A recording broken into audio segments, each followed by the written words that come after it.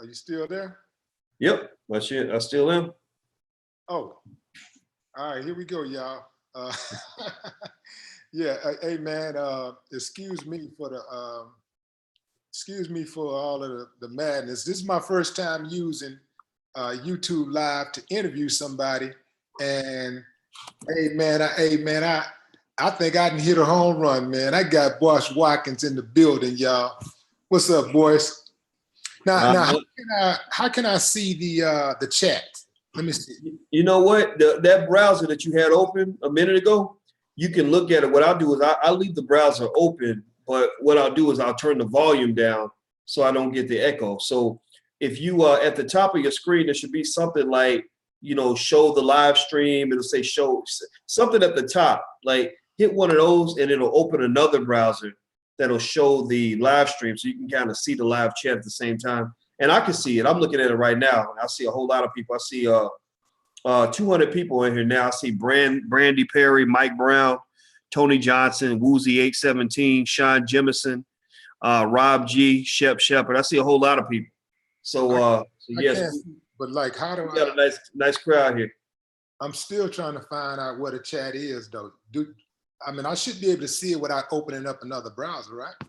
Well, you do have to open up another browser, I think. But you can just have two browsers open. Like one could be, or really just, this ain't even, I don't know if this is really a browser. This is just us in Zoom right now. Right. But then you had like another browser open.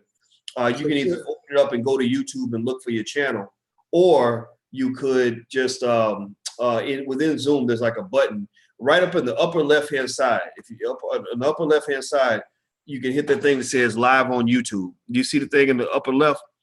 And it's telling you there's live on YouTube. It says you can click on it. It says either you can view your streaming or you can copy the streaming link. It says view stream on YouTube. Yep. Click on that. Yep. But just you might have to turn the audio down so that there's not an echo. Okay, what about that? You might have to turn the audio. Yeah, you got the echo, so you just got to turn the volume. Yeah, at all if I turn it down.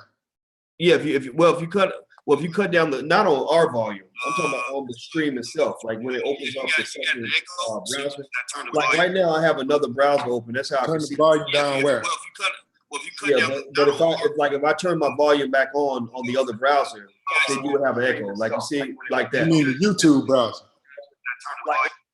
Yeah, the YouTube browser, you got to turn that down, or you'll hear it yourself like 2 or 3 times, that type of thing. Okay, so it's good now, all right? Yeah, it's good. Bam, we in there. Done. We good? Oh man, I'm great, man. I'm good, brother. I'm good. So it looks like we can get started with the conversation.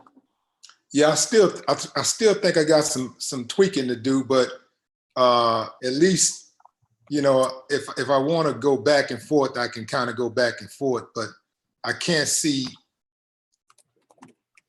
you in like real time on the YouTube browser because it's got a delay. But I'm good right here just talking to you, and I'll go back and forth and see what everybody is saying. Okay. So anyway, y'all, in the building right now is one of my good friends, Dr. Boyce Watkins. Now explain to the people exactly what it is that you do on your platform. I know we're going to talk about the storm and everything, but what I want to do is I want to paint the picture of why is important for Dr. Boyce Watkins to sound off, on these platforms and give people information that he's bringing. Well, first of all, thanks for having me in here, man. I appreciate it, brother, and the respect is mutual. I think it's important for Black men to talk in independent space because ain't nobody really listening to Black men. You know what I mean? Like, and if they're listening to the wrong men, and they're also listening in a way that's not beneficial to us. I think that they're hearing what they want to hear. I think that whether you're talking about Black men, this regular guys doing regular stuff, or hip hop artists or scholars or anybody else, they sort of pick and choose who they want to listen to. And a lot of people they listen to are the people that are not saying anything that's beneficial to the community, man. So I personally I felt compelled, based on my, what I learned and from all my experience and everything, to share that, with my people, and I think that that's kind of what led to our friendship, man, because you have your vast experience and all the respect that you had accumulated, and everybody knew what you had done, but you chose to bring it back home, and that's it. I think that's really, if people ever want to know, like, how we became friends, is because we both agreed it's important for us to just bring it back home. You know what I mean? Like, you've been around the world and met all kinds of people, done amazing things as an artist, as a father, as a human being, but you're bringing it back home. I've done things. I got my PhD. I went off and did all of that. And now I'm bringing it back home. Shh. Right. Hey, quiet, please. Hello? Taylor. Thank you. Sorry. I'm doing some babysitting here, but go ahead. I did. Where are you right now? What part of the world are you located in right now? I'm in Guyana right now, Georgetown, Guyana, which is on the coast of Venezuela and I think Venezuela and Brazil. And I think there's another country that we border, but it's Suriname. And it's a country that's mostly Black, a lot of Indians here. And it's really taught me a lot about Black people, man. Just, learning about a different perspective, from everything from politics to how they make their money. The entrepreneurs, man, just going out and seeing the entrepreneurs hustling on the corner, selling what they can sell. Right.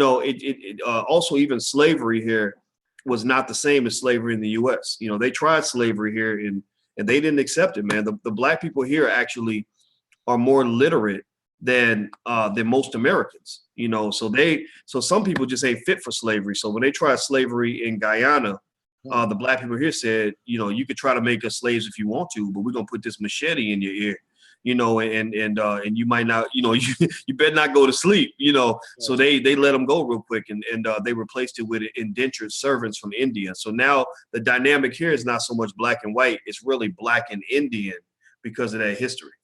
Right. We have a lot of Venezuelans that live here in Houston right now. I don't know how that came to be, but we do have a pretty large Venezuelan population here. Now, the All Black National Conference is going down from the 29th to the 29th of September to October 1st in Louisville, Kentucky. Explain what that's about and how it came to be. Man, the All Black National Convention was something that it literally came for as just a wave of inspiration from a higher power, man. I've never hosted a convention before. We did our first one last year. I didn't know where we was gonna get the money, because when you do what we do, you can't take money from everybody. We don't take money from corporations. We don't want no money from like the Democrats, Republicans, none of that. And we didn't know if the community was really gonna support it. You know what I mean? Like, we were like, well, Black folks will tell you what they want you to go do. They tell you what they want you to build, But the question is, when it comes time to put the skin in the game, do people actually show up? And sometimes it's yes, sometimes it's no. So what I did, man, was just, I realized that I said, there's none of these conventions I really want to go to. I don't want to go to the NAACP convention. I feel like that's a bunch of bullshit. Yeah. I don't want to go to Congressional Black Caucus thing, because I don't have a lot of faith in what they've done for the community. I don't want to go to any type of event that's got all this corporate sponsorship, because when white folks are paying your bills, they want to tell you what to do. So I said, okay, well, let's create a space that we want to see exist. Let's just do it. Let's just move out on faith. We put our own money behind it. Every penny for the last convention, every single penny for that last convention and for this one, it's coming out of my pocket. You know what I mean? Like, there's no corrupt money, no nothing. And the first one, man, was extraordinary. I mean, it was better than I thought it was going to be. And the people that really showed out for us really went further than I thought. I didn't know that we could get that kind of love, man. We had people that flew from South Africa, from China, from England, from, all over the world to be there, because they said, we want to be in a place where Black love is strong, And so what we did was we created a space where there's not just love in the building, but there's also vision. You know what I mean? Vision for a better world. We're trying to build a world. You know, we're building systems, we're building school systems, businesses, all of that. And it's great to there's something magical that happens when you get all those people together in a building and they trade energy with each other. And so now, man, you got people that started businesses together. Black Men United, our organization, we got almost 10,000 members that came out of the convention. People are you know, they're trying to form a Black political party. Jay Morrison is going to be there. You're going to be there too, I know. And Jay Morrison as well is coming up with, he set up the Tulsa Real Estate Fund, where he's going to go and invest in what we call Black gentrification, where we're going to become the aggressors in the economic race. You know, we're going to start buying those buildings, buying those blocks, et cetera. And he's got a fund to do that. So that's what it's all about, man. It's about, you know, freedom of speech and expression. You can say whatever you want to say. I don't care what, you know, side of the political spectrum you come from. The only thing everybody agrees on mainly is that Black people come first. We're not a footnote on somebody else's agenda. You know, we're not an afterthought. We come first. If Black people come first, then the All Black National Convention's for you. How did I think we're having a sound issue. I can hear you. Can you hear me? Okay, yeah, I heard you. I was having you got the Zoom on one side and then you got the YouTube on the other side, and the YouTube is experiencing some delays, but I see you now. I'm looking at you through Zoom right now. So Explain this to me. How do you respond to people who say, how do you respond when people give you a side eye when you talk about Black love? How do you have Black love without having hate for white people or non-Blacks? Man, you know, I see that kind of reaction. And before you finish, I had to ask that because there are some people who believe when you say Black love, they say pro-Black, and then they just put you in a box and they say, oh, you automatically hate everybody else because you verbalize love for Black people. Because a lot of people, I think that there is a such thing as white love. There's a such thing as, you know, Hispanic love, Latino love, whatever, Asian love, but they don't verbalize it like Black people often do. Am I making sense? Yeah, man. I think that, you know, it's a mental illness that we've been led to believe that Black love means you have to hate somebody else in order to love yourself, or that Black love has to be something radical. Yeah. You know, Black love is the strongest force in the universe. And to deny us the right to love ourselves and love each other is to deny our chance to be human. You know, so no, you know, we're supposed to do what everybody else does. We're supposed to love ourselves and we're supposed to love each other. And we have to love each other courageously. That means we got to love each other without worrying about what people think about it. I mean, should a mother love her child less because she's worried about what people gonna think? You know, no, she ain't gonna care what you think. You know, so my argument is that Black love has to be at the tip top of the agenda, and Black love it's something that we should not apologize for that. Black love, I ain't got time to be hating nobody because I don't have enough energy to love my people and spend half my time hating other people at the same time. I can't do that. You know, hatred is not a fun emotion to carry around. And what I find is that when you have enough love and you have enough confidence and courage in terms of what you believe in, you don't really worry as much about what people think.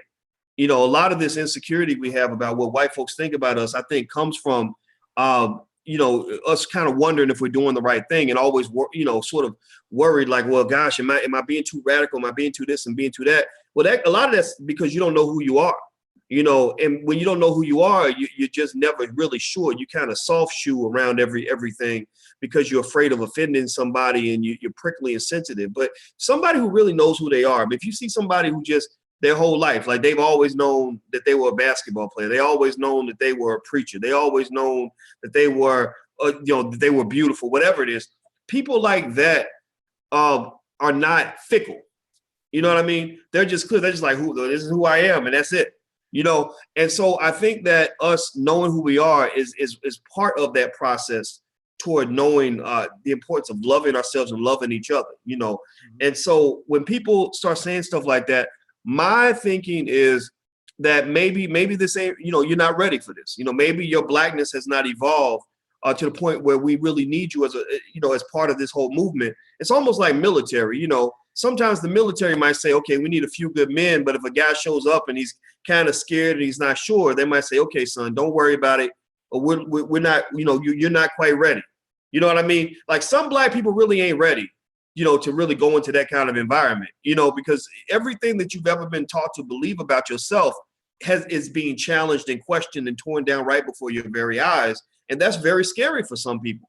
You know what I mean? A lot of folks, you know, they want to play for the winning team. And in their mind, Team White Man has been winning for 400 years. So, you know, for them to really become a part of any of this, they might not be ready to be the early adopters or the original pioneers. It's like going to Mars. Like, for example, I always said, like, I don't want to be on the first spaceship to Mars or the second or even the 50th, because I want them to work out the kinks first. You know what I mean? Like I ain't trying to be the first man to go to Mars. It's too risky.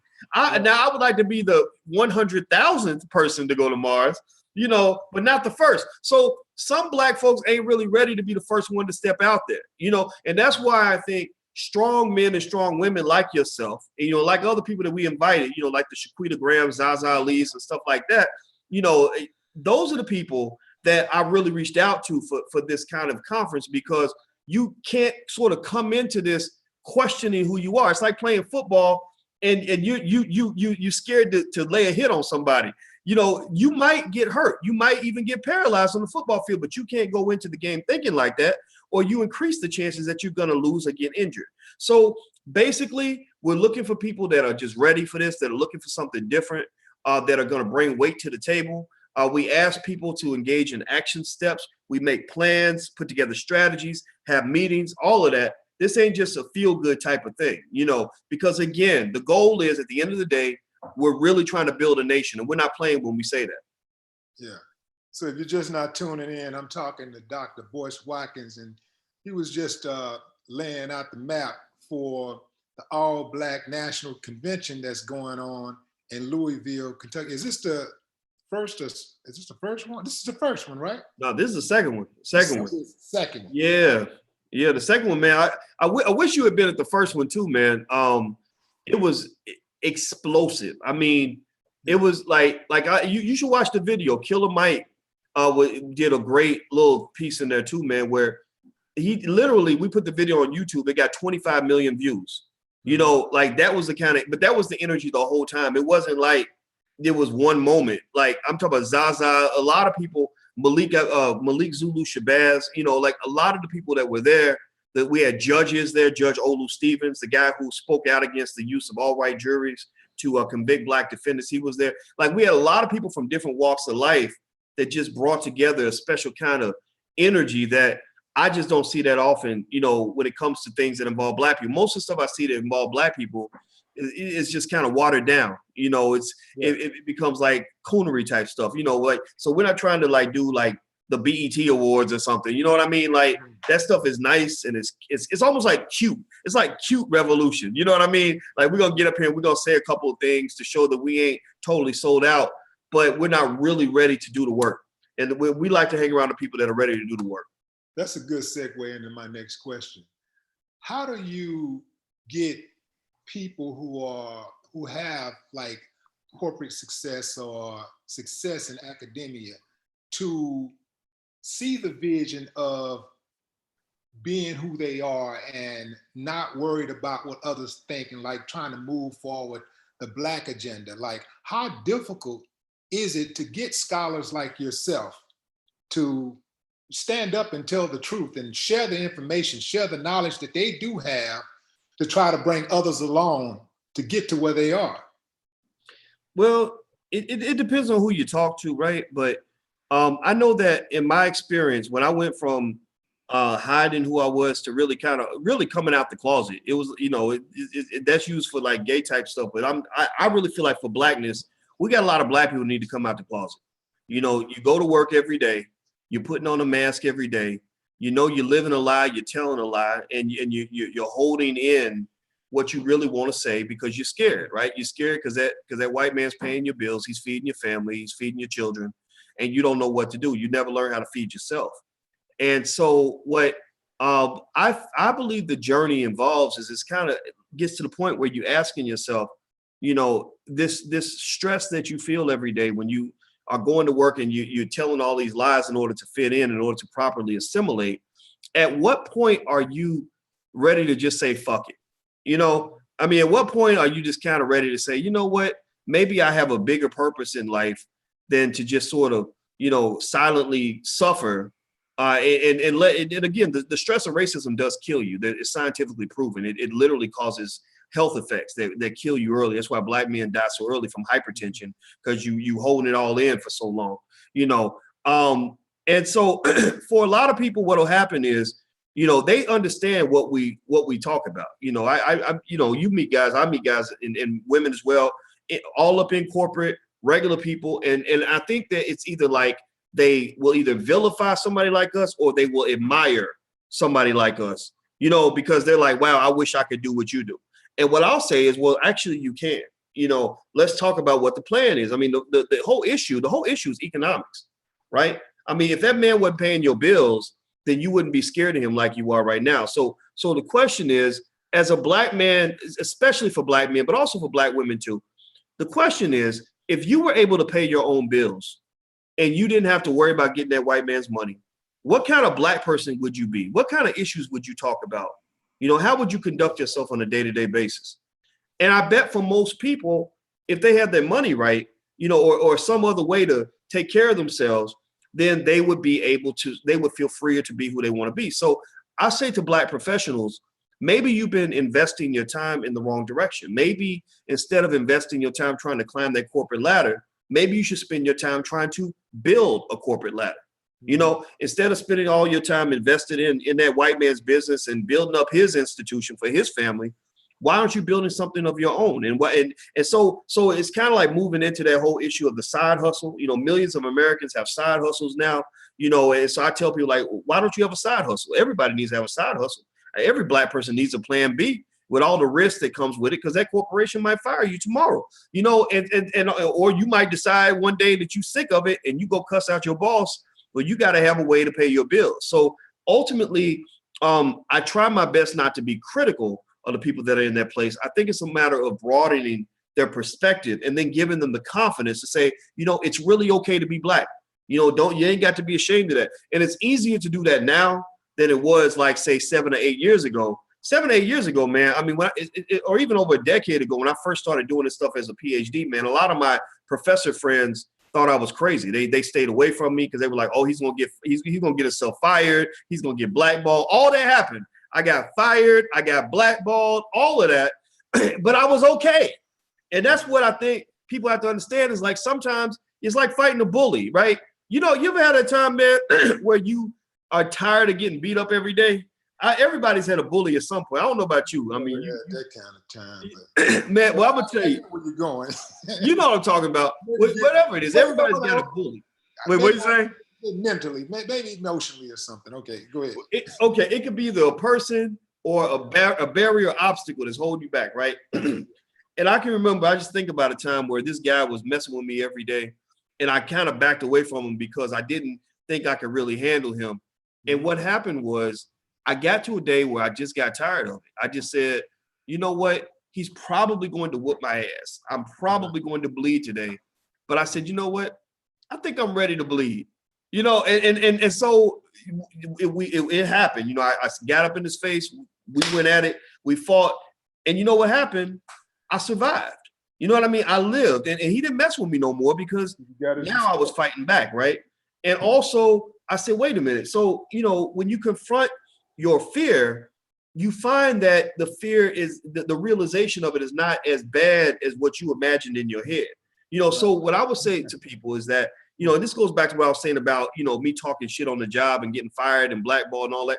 I got fired, I got blackballed. There's not a white university in this country that would hire me right now, at least not, and none of them could anyway. I don't want to work for anybody, but I was okay, because basically when I got kind of pushed out of that system, I began to develop more effective ways to survive that was more consistent with my spirit anyway. You know, I'm not built for slavery. You know, I don't operate well in that environment. So I found other ways to feed myself that went outside of that. And I think for Black people, the biggest thing that we lose is because we never learn as children, just basic things like how to, you know, start a business. Every Black boy should know how to start a business by the time he's 12 years old. Because you don't know how to go make money, you wait for that white man's paycheck almost like it's magic, like it was delivered by Jesus, like he's doing something that you can't do for yourself, and it handicaps you, it cripples you. So we got to train our children to get them ready for freedom from the beginning. And also for the adults, they have to find their pathway, you know, to some type of liberation, because going out here and being a successful Black person who has a nice job and a fancy title and a big office, you ain't doing nothing for nobody but yourself. And when you get old and when you die, they're going to replace you within a week and act like you were never there. So what legacy have you really left on the world by taking that path as opposed to bringing it back to your people? Yeah, that's what Damon was touching on. He was talking about Damon Dash was touching. He was talking about, you know, what if you can get fired today? What do you have to give to your children? What can you pass down? What legacy do you have to pass down? Yeah, no matter how much money you're making, if you don't own the company, if you don't have some type of intellectual property to pass down, when you're fired, your kids are fired. That's it. You know, the money stops, the buck stops with you. And it should stop with the company that you build, the legacy that you build, if it's gonna stop at all. Having said what you said about corporate people and scholars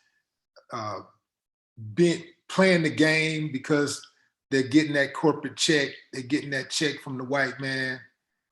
How do you explain people who have tons of money, like Ray Lewis and Charles Barkley, but they still find some way to buck dance and jigaboo and coon, you know, like they like, you know, it's like they wear this, it's a badge of honor for them, you know, like they not really even trying to be accepted by their own. It's like they've been bought and paid for. Like, wind them up, go get them, boy. How do you explain people like Ray Lewis and Charles Barkley, and even somebody like a Jason Whitlock, who 100% of the time goes in the opposite direction of the Black community? Well, let me say this. You know, I know Jason Whitlock. I don't know Barkley. I don't know Ray Lewis. My condolences. And you know what's funny, man? Back about 12 years ago, I used to write an article, and I used to call Jason Fat Bastard from Austin Powers. Remember Austin Powers, Fat Bastard? But anyway, he really got on my nerves, and I don't agree with a lot of what he says right now. Here's what I will say that's interesting to me about Barkley, Jason, Ray Lewis, etc. And I think we can actually learn something from this a little bit.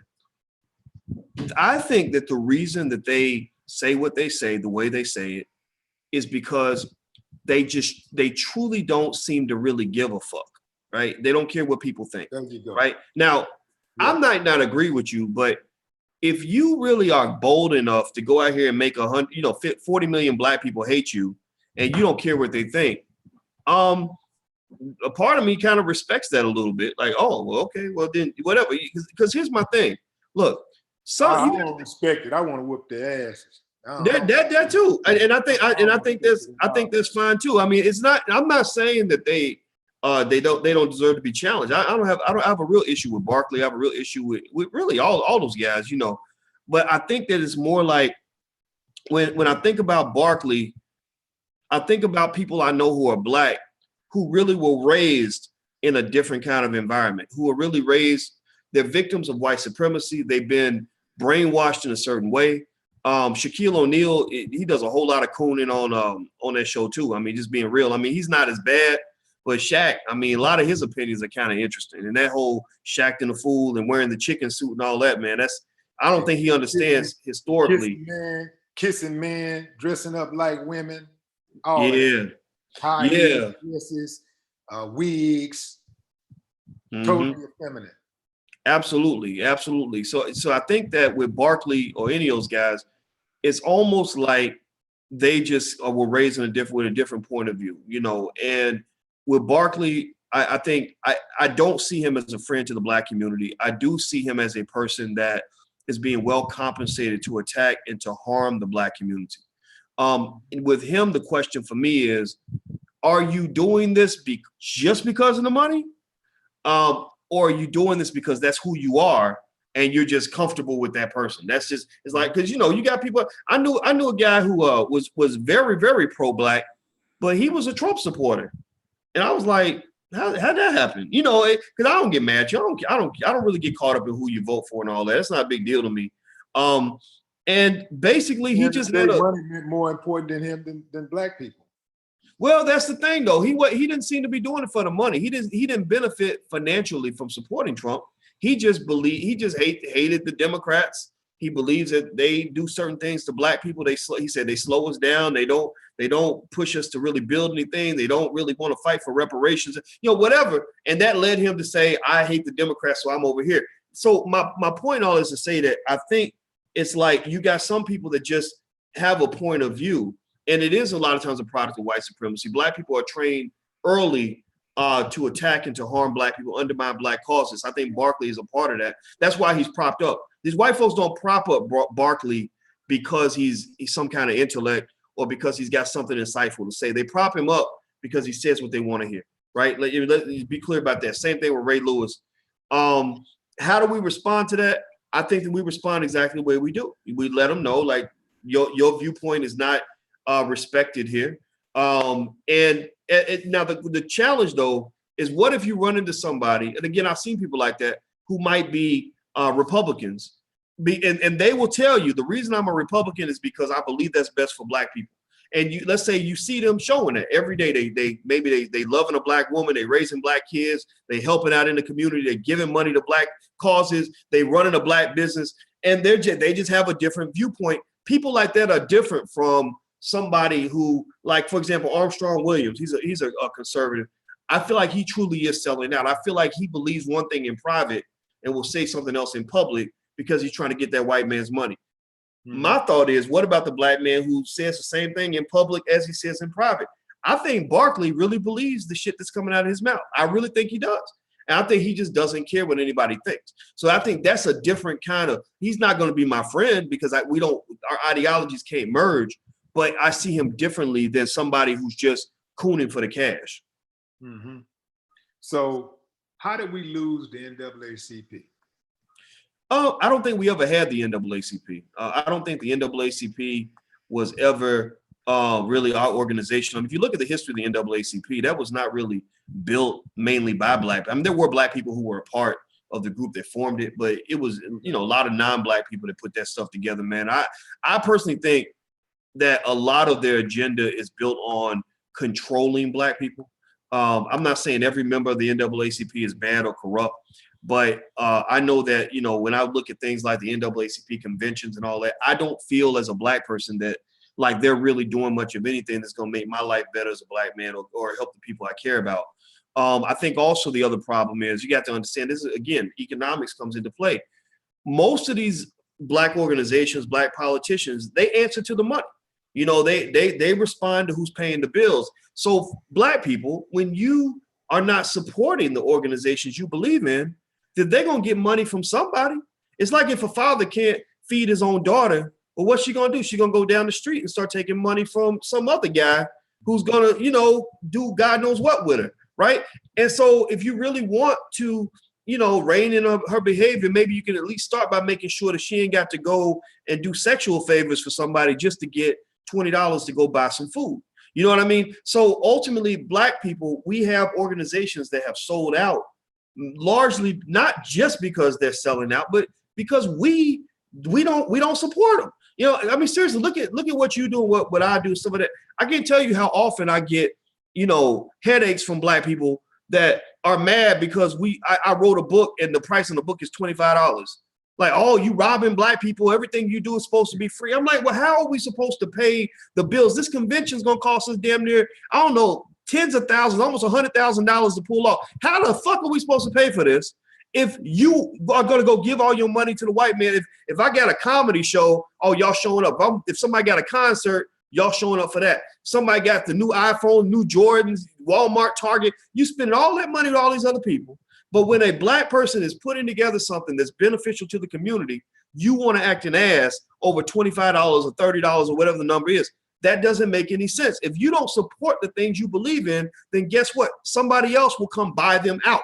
And that's what they do with the NAACP. That's how that Donald Sterling shit went down in Los Angeles. You had the corrupt president of the LA NAACP. He was a coon. He was a little Jerry Curl wearing Negro that would take money from anybody. But the people were not supporting him. And so Donald Sterling came along and wrote them a big old check bigger than any check that they'd receive from anybody.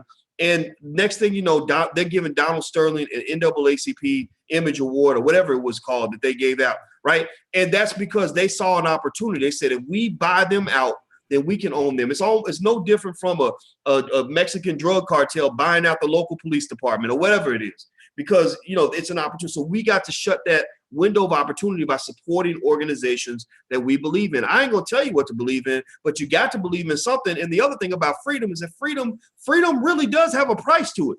Freedom is not for children. Freedom is for grown folks. So if you're too economically mature to pursue freedom by supporting the things you believe in, then guess what? Your community will always be enslaved. Your organizations will always be controlled by other people, and you're always going to be frustrated. And that's just the reality of it all.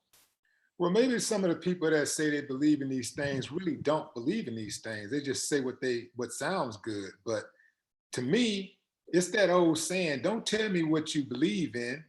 Show me your budget and I'll tell you. Don't tell me what you value. Don't tell me what you value. Show me your budget and I'll tell you what you value. Because you spend your money on what you value.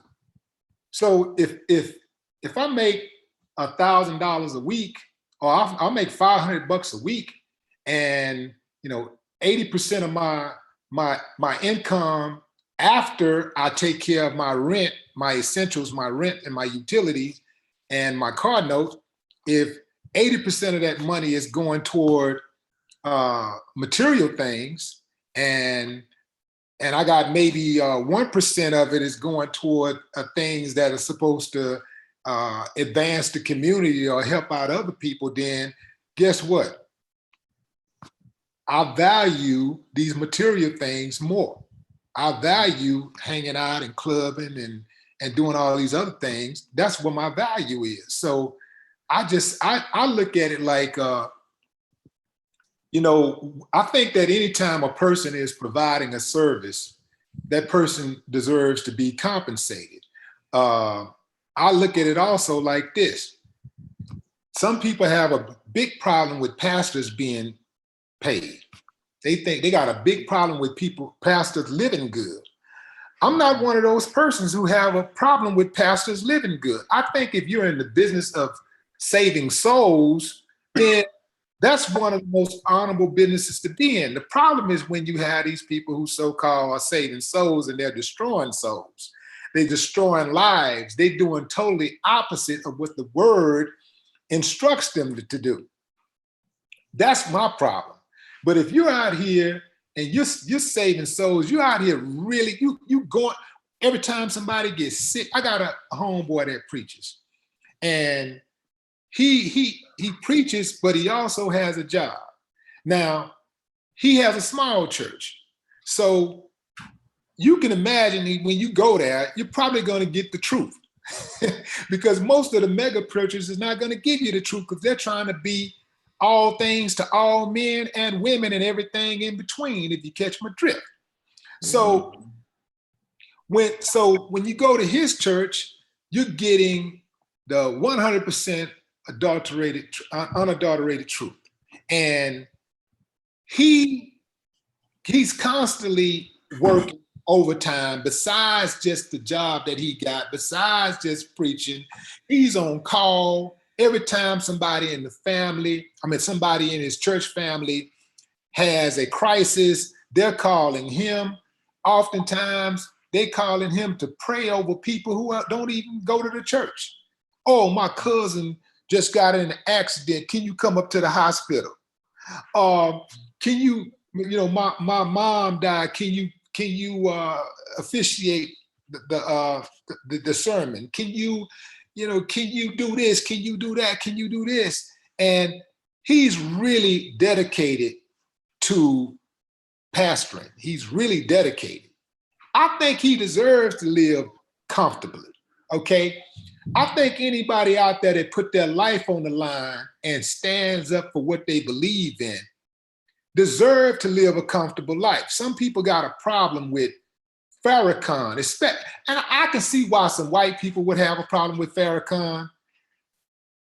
But you got black people out there that have a problem with Farrakhan, and they ain't never went to no marches, they ain't never boycotted, they ain't never really did nothing. But they got a problem with Farrakhan.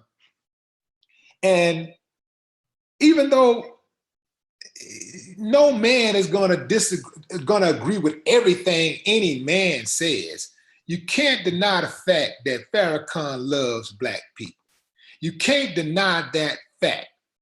But you got black people out there that would distance themselves, especially like people out there that are, that's got some shine. They'll distance themselves from Farrakhan, but they'll rush and get all up under Donald Trump's ass to take a picture. Now we know where both of them stand when it comes to the black community, but they would distance themselves from Farrakhan. You got a lot of people out there that would distance themselves from Farrakhan, just regular folks who would distance themselves from Farrakhan, but they'll rush to these other pastors who ain't did. You could put 100 pastors together and they haven't given back to the black community what Farrakhan has given, where he'd go out there and go into the jails and clean up men and make them honorable fathers, husbands, leaders in the community, pillars of the community. Like, get them cleaned up, straighten them out. You gotta. What I don't understand is this: I'm the type of person who, whatever my enemy hate, I love. If my enemy loves something, I hate it, because I know they are my enemy. So they're not for me. They are against me. So if they hate Farrakhan, I love Farrakhan, because I know why they hate him. They hate him because Farrakhan is not playing their game. Farrakhan is not allowing them to use him. He's not a puppet. He's a real man who stands on two. He has convictions. He has his own ideologies, and he cannot be poisoned by their rhetoric. So that's why they hate him. That's why I love him.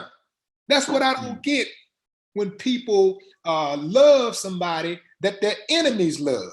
It doesn't make sense to me. So when you look at people, when you look at what's going on with, like, say for instance, like we were talking about the flood, and I know that's what this conversation was supposed to be about all along, but you know how we get when we get going, this conversation can go anywhere. But no matter which direction it goes in, it's gonna be some gems drop. So when we start talking about the organizations like the Farrakhan, the organizations like the Red Cross, and we were talking about how the Red Cross is not what they appear to be. Like, so many people out there, because Red Cross has this big brand, you're familiar with the Red Cross, it's been around for 100+ years. People blindly just give money to the Red Cross and they don't even think about it. What are your thoughts on the Red Cross's involvement or inaction or whatever in terms of what's going on with these natural disasters lately? Well, man, I'll tell you what. First of all, I know Willie. I know you down in Houston, man. I want to say, that I'm thinking about all the people down there that are going through it. I just want to, give a shout out. I love Houston, man. I mean, we get massive love in Houston. Houston's one of those top cities, man, where we just go there and it's just unbelievable. The respect. And so with that said, the Red Cross, I lost a lot of faith in the Red Cross after what I saw with Haiti. You know, that whole situation with Haiti is really criminal. I mean, I feel like somebody should go to jail. You know, when you're talking about ruining people's lives, people, you know, starving to death, dying, can't take care of their children because you collected all this money on their behalf and they're not getting what was promised, but you going on with your cushy life. I really think somebody needs to run up on you and put you in handcuffs or even worse, whatever it is, because it's crazy, man. I mean, are you kidding me? You know, I mean, that's the thing. Like, you know, for the people that run these organizations, the tragedies of the earthquake, hurricane, tornadoes, whatever it is that's happening in that floods, it's like to them, it's all on paper. It's all like, you know, what they see on TV. They don't really know what it's like to lose your home or have one of your children die and all of this stuff. And I just think for them, it's just not real enough, you know? And so with the Red Cross, I was deeply angered and offended by what they did when it came to using the images from Haiti, the devastation from Haiti, telling the whole world about what the Haitian people are going through. And they were pretty much using that to fill their coffers up with money. And that's what they do. They use you as a mascot. There's a good documentary people should watch on, I think it's on YouTube. It's called Poverty Inc. Poverty Inc. And all they talk about is how they got all these charitable organizations that will take all these pictures of broke ass black people in third world countries around the world. They show these pictures in the rich countries, and they use those images to collect money. And then when they get that money, they don't really help those countries. They don't really help those people. They use that money to take care of their friends. You know, it's just like if I was to go to, you know, I don't know, find some people that are devastated in Houston. I took some pictures and said, okay, come on, y'all got to give money to the people in Houston. We got to help them out. We're going to build houses for the people in Houston. So let's say Willie D's building houses, right? So I take that money and I go to you and I say, hey, man, I'm going to pay you a really good price to go build some houses.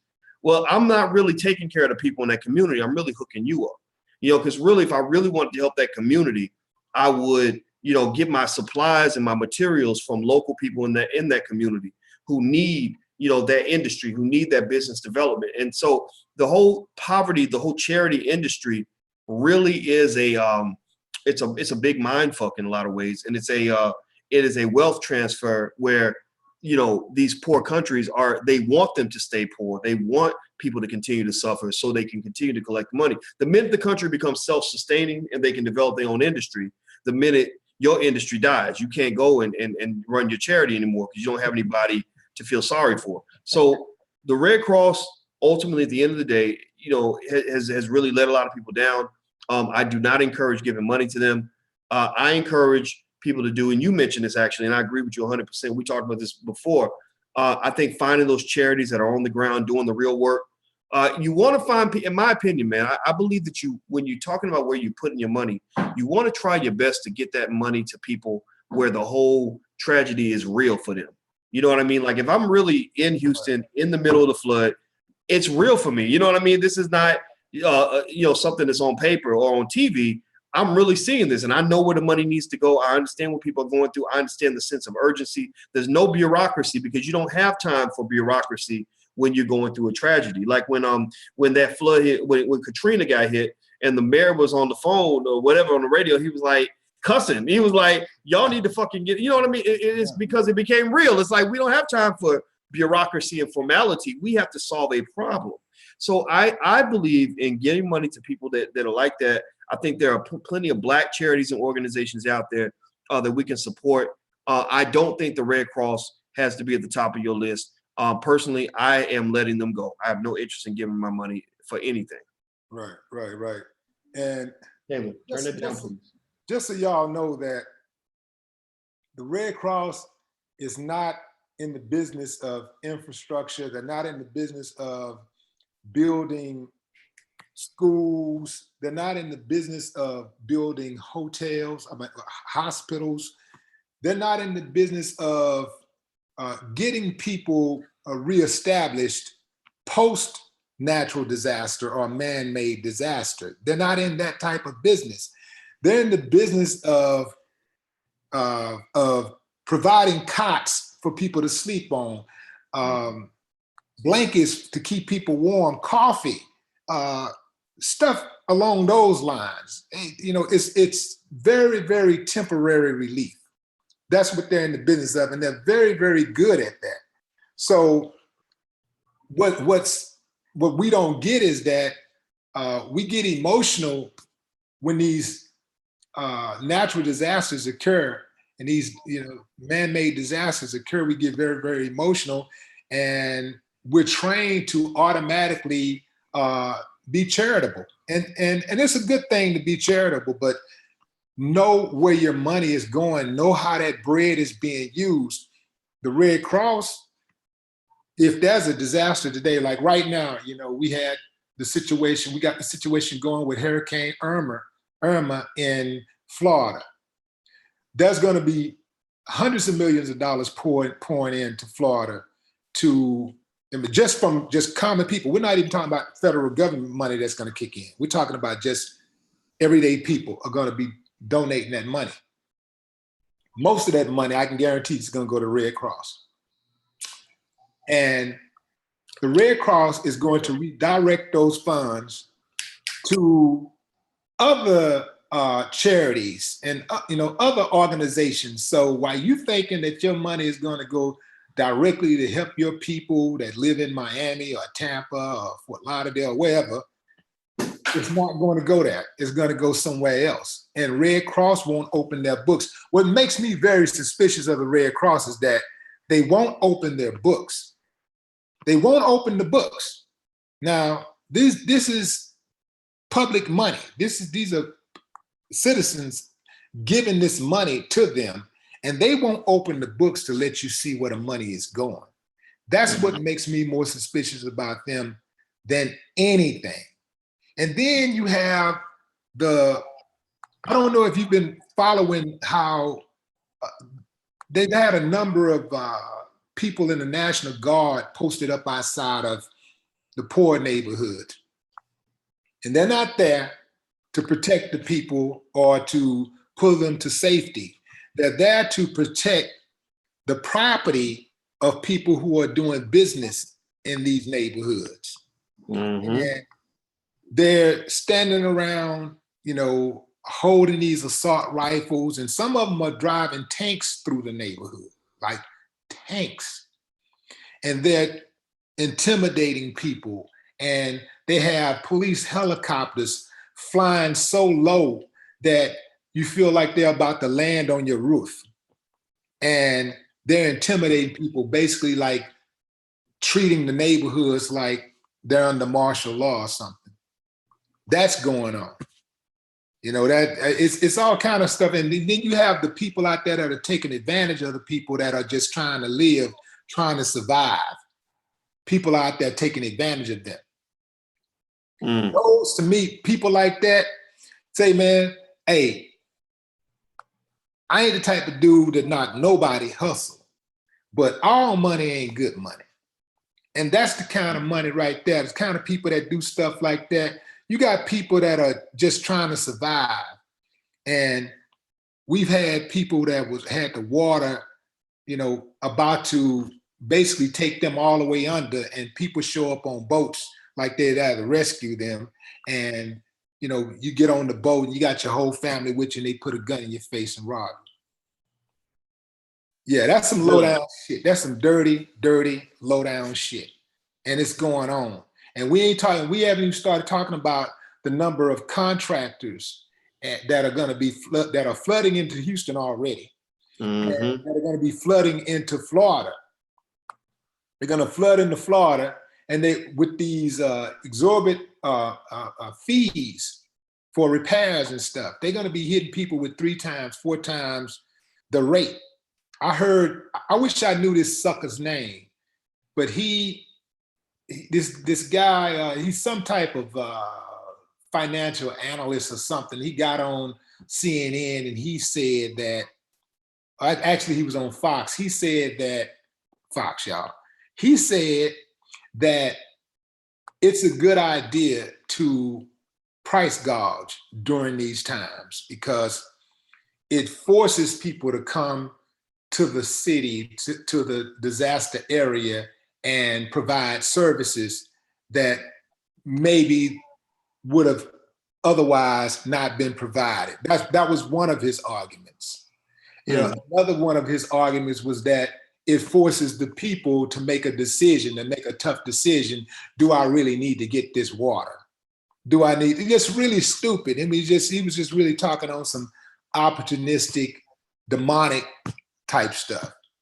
But you know, these natural disasters, they bring out the best and the worst in people. Wow, man. Well, you know, I think it's crazy, man. I think with all these hurricanes, I mean, it makes you really start thinking about that whole climate change conversation. You know, I'm sitting there asking myself, I mean, this week we had two major hurricanes and the big old earthquake, 8.1 on the Richter scale in Mexico. I think that's the biggest earthquake in Mexico in the last 100 years, right? In Mexico, I'm not sure. Yeah, man. Yeah, Mexico got hit, and they got a tsunami warning. You know, so even in Guyana, where we're located, it is. Give me one second. I'm trying. I gotta get the attention of the little one. Hey Taylor, I need you to go to the other room because I can hear it. Okay, it's too loud. Got it? So take that in the other room. You can still get the Wi-Fi in there. You got it? Nefarious. There you go. Thank you. Nefarious. Okay, I'm back. Sorry, man. Can you hear me? Yeah, I'm here. Okay, sorry, bro.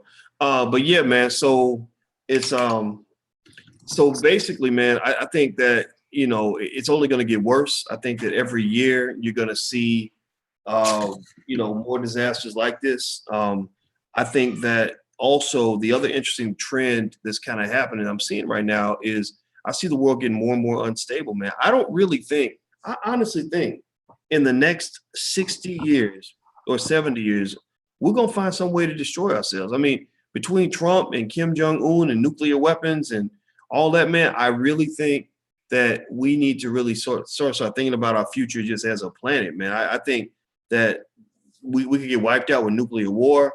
I think that climate change is very real and people have been ignoring it. I don't see anything really slowing it down.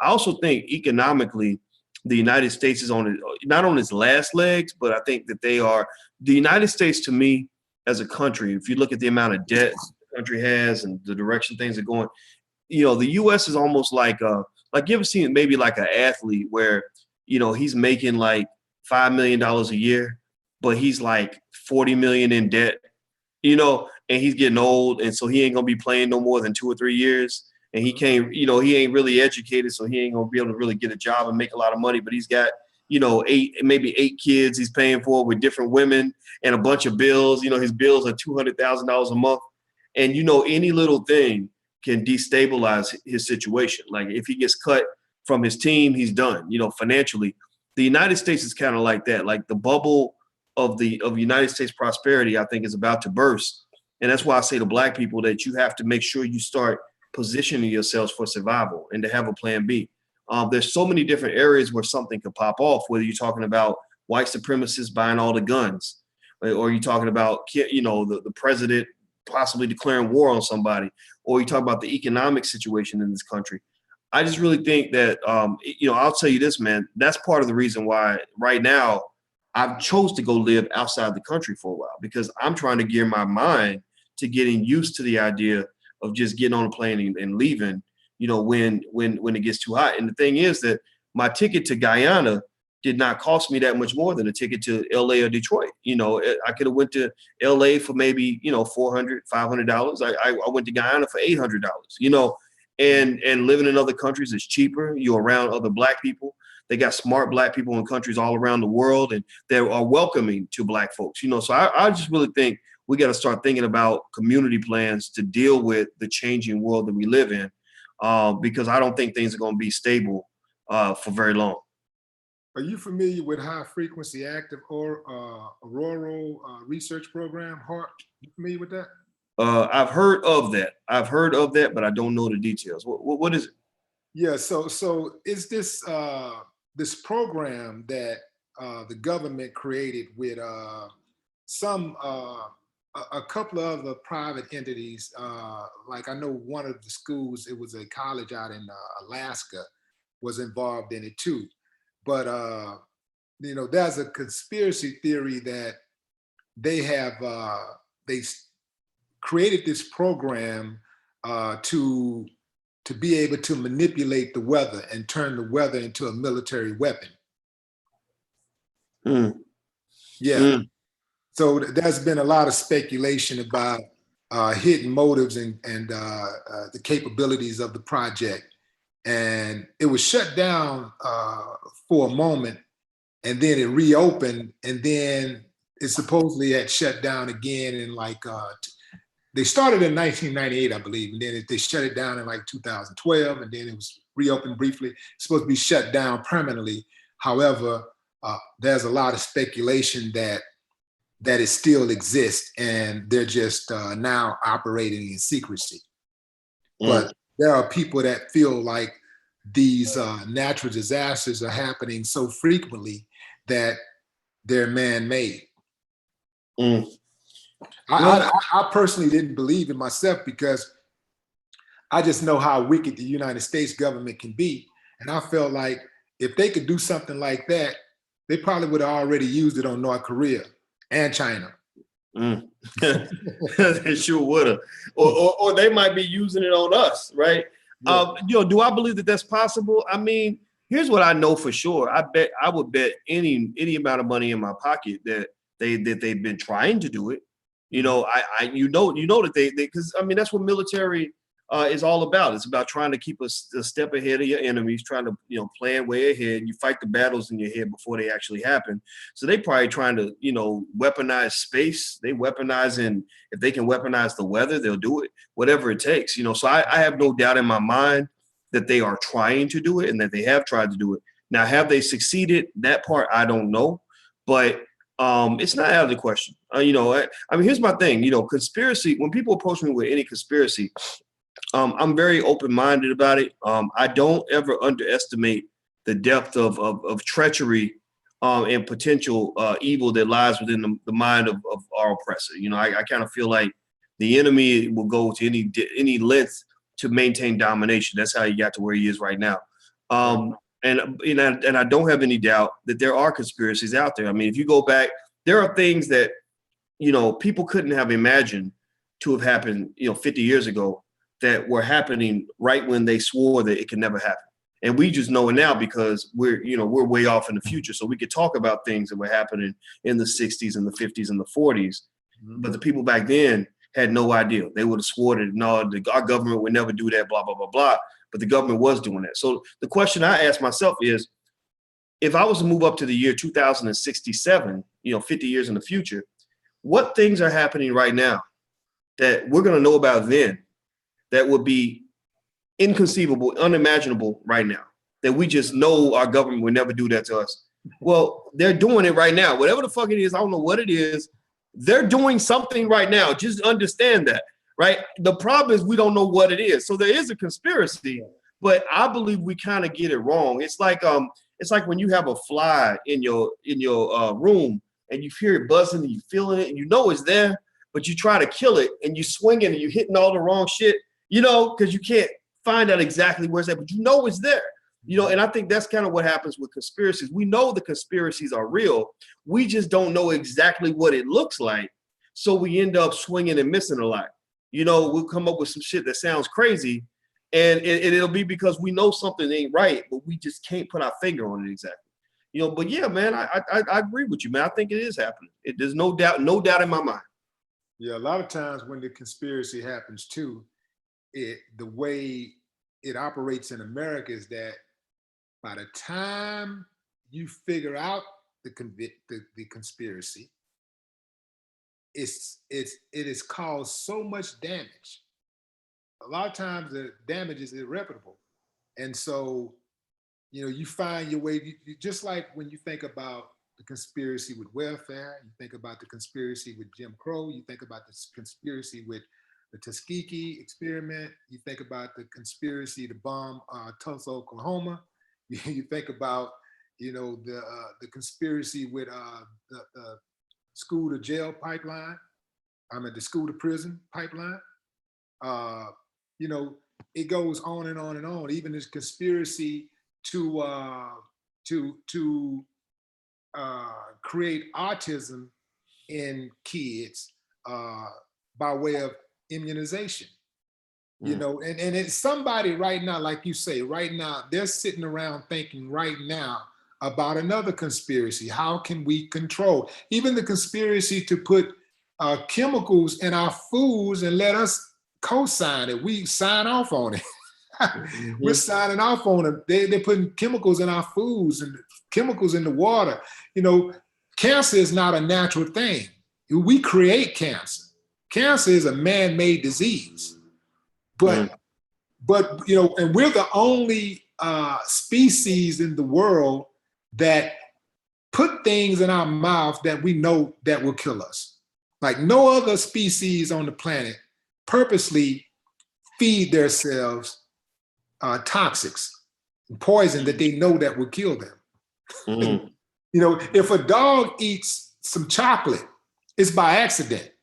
He's not gonna eat chocolate on purpose. Like knowing that, you know what, this chocolate, I know it's gonna fuck me up, but I'm gonna eat it anyway because I like chocolate. Dog is not gonna eat chocolate when he knows what it's gonna do to him, you know, but we will.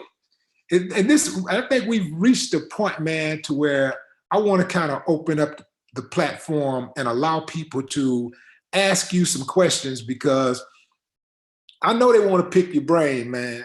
So at this point, if y'all got some questions for Dr. Boyce Watkins, go ahead and drop it in the chat section real quick. And if he is compelled, he'll answer. Boyce, can you see the questions also? Yes, I sure can. And what I'll do is I'll just, if you want me to, man, I can just grab some thoughts. A lot of times, it's funny, man. Well, on YouTube, a lot of times people will just be talking. They'll be having their own conversation. They'll be over fighting with each other and everything. And so, but yeah, people have a question, I'd be glad to answer. And until then, what I'm thinking is like, I think we can also, if you don't mind, man, maybe we can tell them about what you and I were discussing as far as, you know, our manhood curriculum and stuff like that, just so maybe people can help us shape it out. Is it okay if I mention that? Yeah, go ahead. Okay, well, one of the things Willie and I were talking about before the fact is that we believe that there should be a complete call to manhood in the Black community. We know that there are a lot of brothers out here that are really working hard, trying to, you know, succeed in life. And we really feel like you can benefit from hearing from, you know, guys who've really gone through some things. So what we wanted to do is put together something. It's so new that we haven't even named it yet, but we want to probably maybe Manhood 101 or something like that, where basically, by the way, if you're on Instagram, I got my friends on Instagram. Y'all about to get cut out, but I'm gonna hit the start button again, so don't go anywhere. You know, we're thinking about putting together something that would involve like a curriculum on manhood, conversations on manhood. We bring in other men that we respect to kind of share their perspective on manhood, and it's just kind of our contribution to the struggle by helping us to build better, more equipped men. You know, one of the reasons that Willie and I became friends is because, you know, I respect him. You know, he's a tough man. He's strong. He's accomplished a lot of things. We both gone through some things, learned some lessons, and we think that it could be a benefit, especially those of you who have those sons and brothers and nephews and others who need a little bit of guidance to offer something. So what we'll do is we'll let you guys know when it's all put together. We'll probably announce something at the All Black National Convention. Willie's coming out there along with some other real good brothers, Andre C. Hatchett, the president of Black Men United, Jay Morris, and a lot of really good people will be there. So I'll let you guys know. And also I'll tell you guys, we actually have a manhood organization intact. And in fact, Willie, you know, whenever you're ready, man, I'd love for you to talk to the brothers in Black Men United. BlackMenUnited.net is where you can sign up. So you go to BlackMenUnited.net, you can sign up for free. And that way you'll know when we start the organization. It's going to be for men. It's not for anybody else, not because we're excluding anybody, but because now we might have something maybe where the mamas can come in and stuff like that. But really, I feel like Black men have to have a space where we could just talk and be honest and not worried about being politically correct. Talk about everything from, you know, relationships to politics to education to economics, you know, just how to really position yourself, because the Black man is under attack. You know, the Black man is constantly at war. And the sad thing is that we get attacked and taken out because we don't even know that there's a war happening in the first place. So that's what we want to create. And I'm glad, Willie, you agreed to join me on this, man, because I think it could be something that'll help a lot of people. For sure. So do you want me to just pick a question in here? Yeah, you got Ace. Okay. Randy's asking, did I ever date Cynthia G? No, I did not. You know Cynthia G? Yeah. Yeah, Cynthia G. She's a trip. But I supported Cynthia. But did I date her? No, I did not. Let's see here. How can people still go by the Bible? That part I don't know. What are your thoughts on Christianity? I'm technically a Christian. I don't go to church. I'm spiritual. I will not say I don't disrespect the church at all. My daddy's a pastor, and I have a lot of good friends who are a part of the church. And I think that the church can actually be one of the great. First of all, the churches should be the church. Most churches are positioned to be like a bank for the community. If they have some understanding, every church should have some sort of economic development officer or some committee where you can develop and structure your economics in a way that benefits not just the church, but the community around the church. There should never be a beautiful church that's surrounded by busted down houses and poverty. You can actually have a case where the church is beautiful and the community is beautiful too. And I believe it could be a win-win for the church and the community if you structure it right. So I believe every church should have economic development training at the top of their church. Also, every church can function as a bank for that community if the resources are managed and allocated the right way. A good example is Dr. Kevin Cosby, who you'll meet at the convention, Willie. He's the president of Simmons College, but what he actually was he was a mega pastor at the largest black church in the state of Kentucky. So what he did was he saw this. He first of all, his church is in one of the most impoverished communities in the state, and he was concerned about that. So, and he also saw this HBCU called Simmons College that had fallen from grace. When integration happened, everybody wanted to be next to the white man, so they kind of abandoned the school. But this school had educated thousands of black people. It was built by former slaves. So what he did was he talked to his church members about it. He got them to back him financially to go buy the school. So they bought the buildings, they bought the land, and they just kept adding more and more land, more and more buildings, and they got reaccredited. And now this church is the funding source for this HBCU.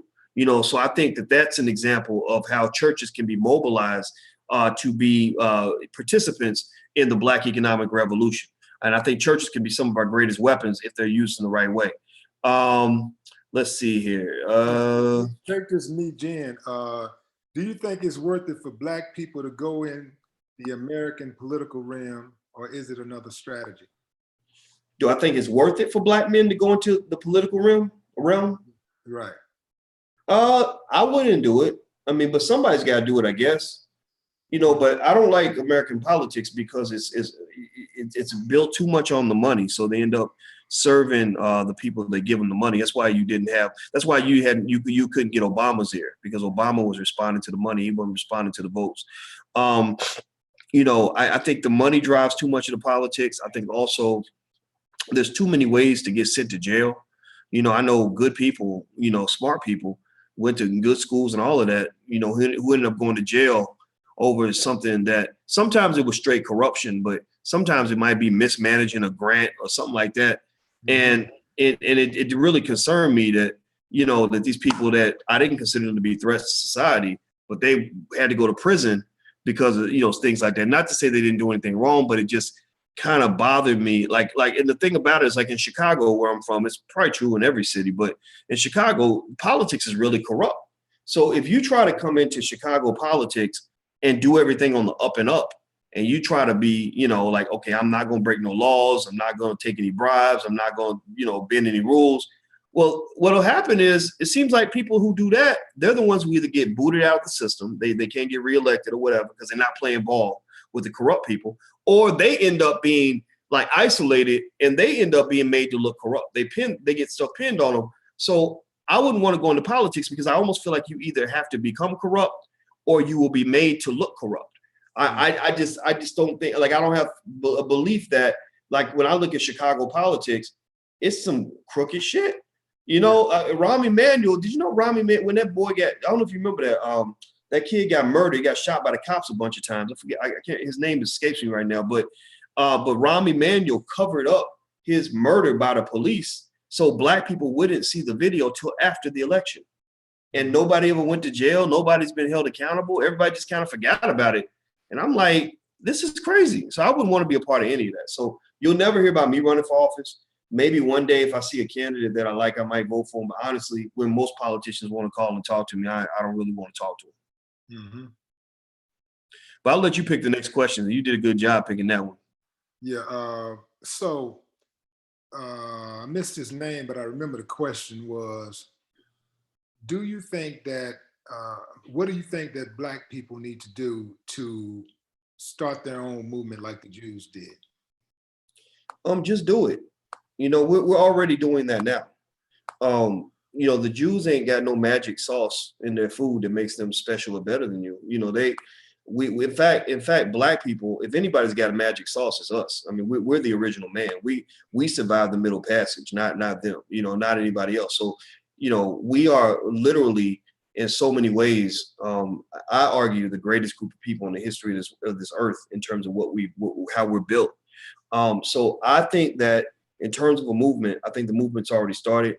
When you got to the point where a decade ago, nobody really listening, I wasn't even sure if I wanted to even talk about financial literacy or wealth building or investing in public, because I was like, ain't nobody gonna listen. Ain't nobody, they don't care about this stuff. To now, where you got guys like Jay-Z rapping about it, Nas and Lauryn Hill just announced they're doing a Powernomics tour. I keep the book Powernomics in my bag with me everywhere I go. Claude Anderson's book's the other one, Black Labor, White Wealth. I have that with me right next to my desk whenever I'm doing anything. So to see that they are honoring Claude Anderson by doing a Powernomics tour means that we are making progress. It ain't gonna happen overnight. So, movements don't always move as fast as we want. Most of the results from what's happening in this generation are things that you will never see in your lifetime. The effects of this movement will show up the most 80 years from now, 100 years from now. What we got to do is plant those seeds. I think you got to ask yourself, what are you teaching your children? Are you teaching your kids to grow up and get a job? Or are you teaching them how to start a business? Are you teaching them to pretty much believe whatever their white teacher teaches them in school? Or are you educating your children on your own on some level, at least when they come home, making sure that they know who they are? They're learning Black history. They're learning who they are as a people. I think those things are what's going to make the difference. And so, in my opinion, the revolution's already started and it's moving along quite well. Believe me, if you don't believe me, just keep watching and you'll see in about 30, 40 years, we're going to have tremendous transformation in the Black community because people now get it. I don't have to explain these things to people as much as I used to because people are now on board with this. I'm glad you raised that point. So, as you know, anytime Black people do finally get it, because we've had moments in history where we came together and we figured, we was like, man, we're tired of this shit. Let's get it going. And people come together, and then all of a sudden, it's movement, everything is happening. And then something happens to where people just start to get a lot of infighting. Oftentimes,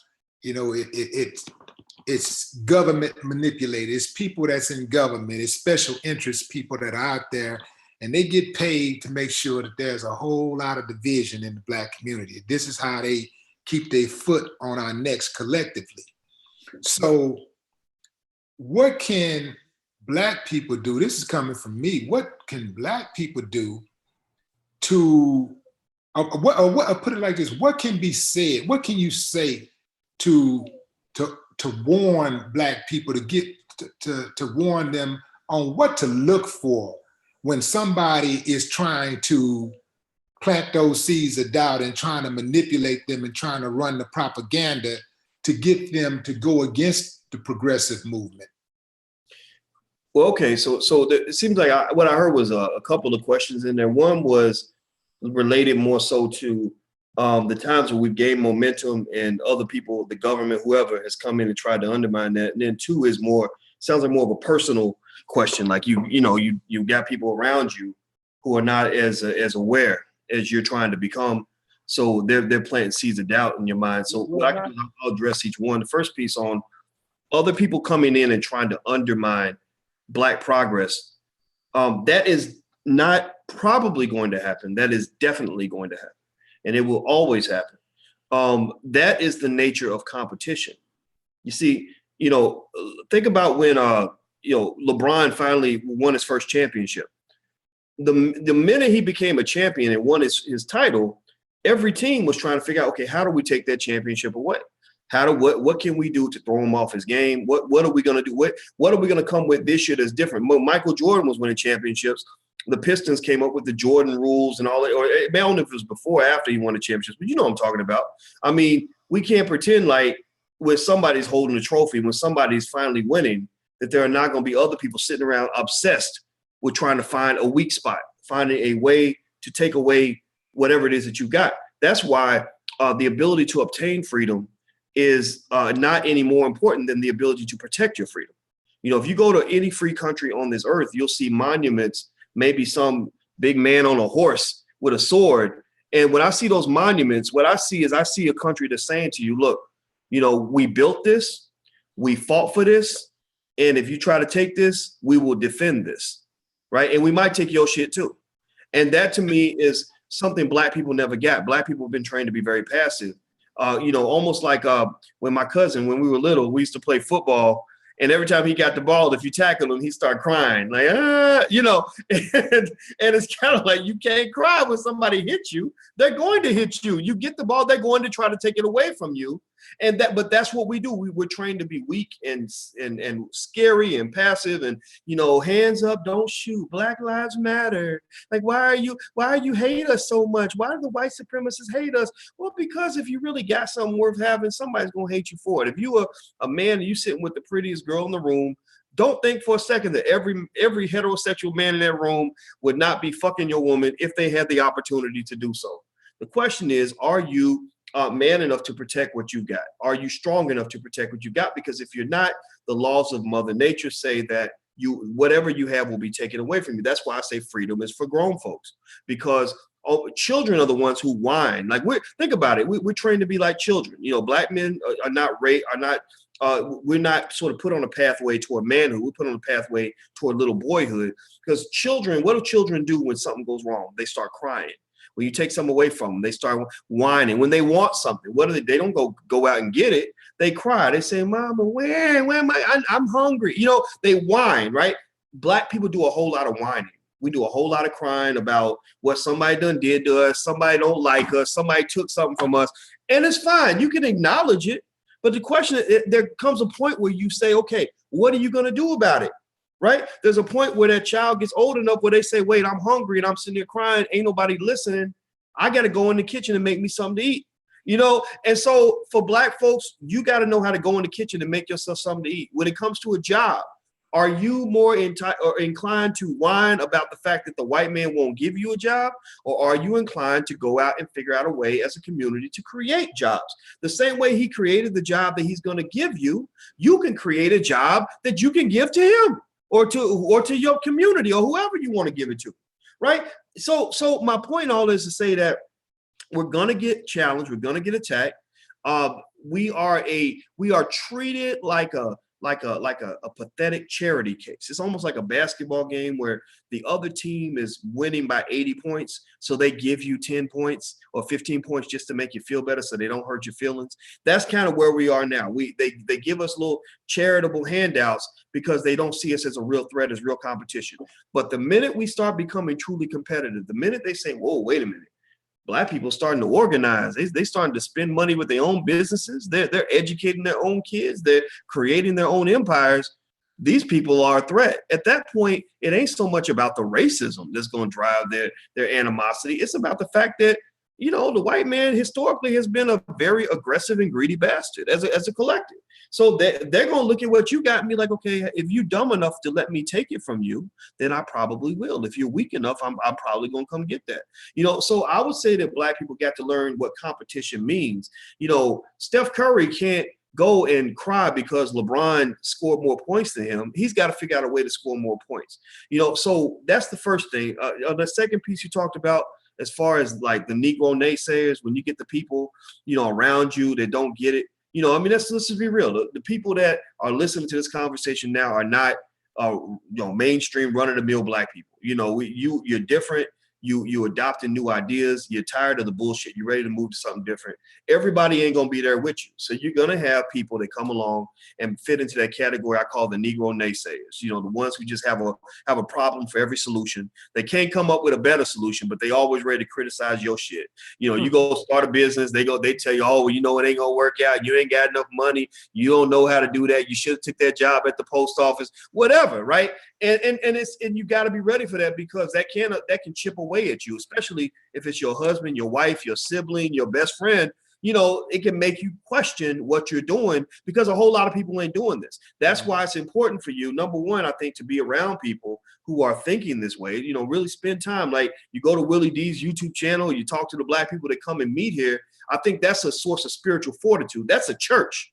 You know, Willie's running a church. You know what I mean? I feel like I'm running a church. And what do people go to church for? You know, other than the save your soul part. But a lot of people go to church because they just need spiritual renewal. They need to be reminded of who they are and what they're supposed to do and how to overcome the adversity. So I say, find your church, find your safe space where you can go to, where you can just be Black and be free and visualize and dream and then get encouraged and all of that, so that when you step outside into the world and you see people that just ain't ready yet, it won't slow you down. In fact, here's the thing. This is the last point I'll make on this, but I think it's an important point. The whole universe, to me, runs on energy. It's all about energy, right? This is true of the laws of physics, psychology, everything. If you go out into the universe, you have energy where you got these different bodies. You got suns, moons, planets, and everything in between. And the question you ask yourself is, okay, why does the moon revolve around the Earth? Why doesn't the Earth revolve around the moon? Well, it's because the Earth has more energy. There is more gravity. So the moon can say, like, well, you're going to revolve around me. You need to respond to me. But the Earth is like, no, I got more energy. I'm not responding to you. You're going to respond to me. Well, you go bigger. Why does the Earth revolve around the sun and the sun doesn't revolve around the Earth? It's because the sun has more energy. And so what I learned about life, Willie, is that when it comes to how I interact with people in any situation, I got a choice, right? I can either be sucked into your bullshit. I can either revolve around your ideas. I can let my environment change me, or I can change the environment. I can be the one who sets the trend in this discussion. If I come to you and you're feeling down and I'm feeling up, if I'm feeling more up than you're feeling down, then I'm going to lift you up. You're not going to pull me down. What does it come down to? It comes down to energy. So every time you step out into this world, you got a choice. Am I going to be a planet, or am I going to be the sun? And so what I encourage everybody to do is build your energy up, you know, practice. And you are here. I mean, you got to this point. Everybody in here is a coon. Let's just be real. Everybody in here is a little brainwashed. We're all committed to white supremacy. We're all infected with that disease from birth. Most of us are. And so you've been brainwashed. So the only way you can really reverse that brainwashing is you must brainwash yourself in a direction that reminds you of what Black power really looks like. Every single day, I brainwash myself. Every day, I wake up and it might be the kind of music I listen to. I listen to like crazy, like energized music, whether it's, you know, it might be some Tupac. I might, you know, some of your old music, you know, back in the day, I listen, just anything that has energy and confidence that's very strong and upbeat. Everything I repeat to myself inside my head is positive and strong. Everything I read, everything I say about myself is going to be headed in a certain direction, so that when you come up to me, you're not really going to change who I am. I'm probably going to change who you are, because I'm coming with the energy. I'm choosing to be the sun. So I tell everybody in here, you got to choose to be the sun, because you're in a battle against coonery. I mean, the coonery is everywhere. And so when you go out in this battle, you got to have as much energy as they got. You know, the people that want to destroy you are bringing the heat. They're bringing all kinds of power to bring you down and slow you down. You must come back and respond 100-fold, to the point where they just know that you just the wrong one to fuck with. You know, and that's literally how I live my life. And I think that that's something that I can share with people that I think will work for you too. There it is. So one more, put a bookend on this all Black National Convention that's going on from the 29th of September to the 1st of October in Louisville, Kentucky. Well, the All Black National Convention, which I'm glad I appreciate you accepting my invitation, man. I'm glad you're gonna be joining us, man. It's basically an event where I wanted to bring together the energy, the collective energy of Black people around the world who are trying to do great things. I know we can't get everybody there, but we're getting a whole lot of people that are coming. I'm so glad they are. And we really just believe there's no one way to be Black. So there's no conversation off the table. I don't care what community you from. You can be Democrat, Republican, you can be LGBT, you could be something else. And you can lay your ideas on the table. The number one rule is that Black people must come first, and you must be okay having discussions with people who disagree with you. So I know some people like Zaza Ali is coming. I know Zaza has a strong opinion on certain issues, and I know there are people that are going to be there that disagree with her. But the reason they all got invited is because they are ferociously Black, as I like to call it. And my opinion is that that's what it's really going to take. It's really kind of for what the modern day version of the talented 10th, which is really that 10% of Black people who are just ready for something different, who are just putting it on the line. Let's get this done. Let's make this happen. So we literally are talking about things like educating our own children, talking about reparations, talking about building businesses for the community, supporting and buying Black, all of that.